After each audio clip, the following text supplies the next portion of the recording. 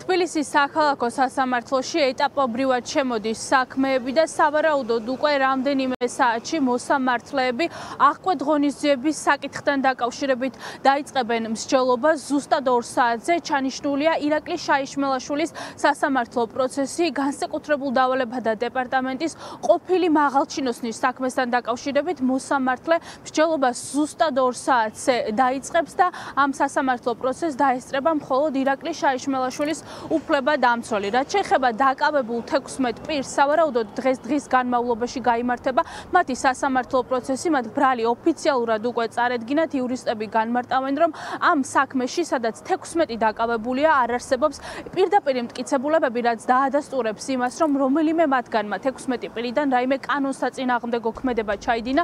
იურისტები მიანიშნებენ, რომ მათი დაკავება ისეთი ძალით მოხდა, რომელიც არ იყო საჭირო. მაგალითად, მოყავთ ის, რომ სპეცდანიშნულების რაზმის თანამშრომლები ისეთ საცხოვრებელ სახლში შეიჭრნენ, სადაც იყვნენ არასრულწლოვნები. რაც შეეხება მარიამ მეყანჭიშვილის საქმეს, პირველობისთვის ცნობილი ხდება, რომ დღეს სასამართლო პროცესზე პროკურატურა შემოვა შუამდგომლობით და მოითხოვენ, რომ გირაოს სახით გამოყენებული იყოს 10,000 ლარი.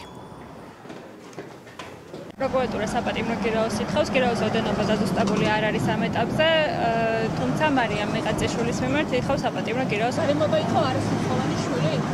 კი, ანუ მე ზუსტად ვერ გეტყვით ამასთან დაკავშირებით დაზუსტებულ პასუხს, ალბათ პროკურატურამ უნდა გააკეთოს ამასთან დაკავშირებით განცხადება, თუმცა მათ შორის შვილის ფაქტორი და ალბათ მათ შორის ის მტკიცებულებებიც, რომელიც საქმეს შორის წარმოადგენები და არ ქმნის ფაქტობრივ საფუძველს, რომ პატიმრობა ყველაზე მკაცრი აღკვეთის ღონისძიება იქნეს გამოყენებული. ეს პირები დაკავებული არიან ისეთი ფორმით, რის საჭიროებაც საერთოდ არ არსებობდა, სპეცრაზმის სახლებში შესვლით, მაშინ როდესაც არც წინააღმდეგობას, არც დამალვას ადგილი არ ქონია, ამ ადამიანებს დანაშაული არ ჩაუდენიათ, ბუნებრივია ყველა ადასტურებს, რომ იმყოფებოდა საპროტესტო აქციაზე, იმყოფებოდა საკუთარი სამშობლოს მომავლისთვის, საკუთარი შვილების მომავლისთვის. როგორც გამომძიებელმა თქვა, არსებობს ჰაბიტას კოპიური ექსპერტიზის დასკვნები და გარკვეულ მოწმეთა ჩვენებები, რომლებიც ადასტურებს გარკვეულ ქმედებებს, თუმცა მაინც უნდა გავეცნო და მაგის მიხედვით ვიმსჯელო.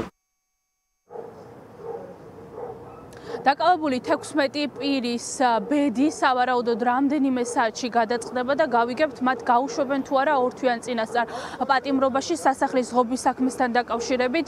დაკავებული აქტივისტების და დაკავებული პირების ოჯახის წევრები ავრცელებენ სხვადასხვა ინფორმაციას, მაგალითად დაკავებული ყოფილი პოლიციელის იური ლომიძის ცოლმა რამდენიმე საათის წინ გაავრცელა ინფორმაცია იმასთან დაკავშირებით, რომ ლომიძე 2 მცირეწლოვანი შვილის ერთადერთი მარჩენალი და სწორედ მას დაყავს 2 მცირეწლოვანი სკოლაში. იმ შემთხვევაში თუ დღეს მოსამართლე ორთვიან წინასწარ პატიმრობაში გაუშვებს იური ლომიძეს, ცოლი წერს, რომ მათ შვილებს სკოლაშიც კი ვეღარ ატარებენ, რადგან ამ სკოლაში არ დადის ტრანსპორტი და მამას ყოველდღიურად მიყავდა მისი მცირეწლოვანი შვილები სკოლაში. თბილისის საქალაქო სასამართლო იქნება დღეს მოვლენების ეპიცენტრში, სადაც 16 პირის სასამართლო პროცესი უნდა ჩაინიშნოს.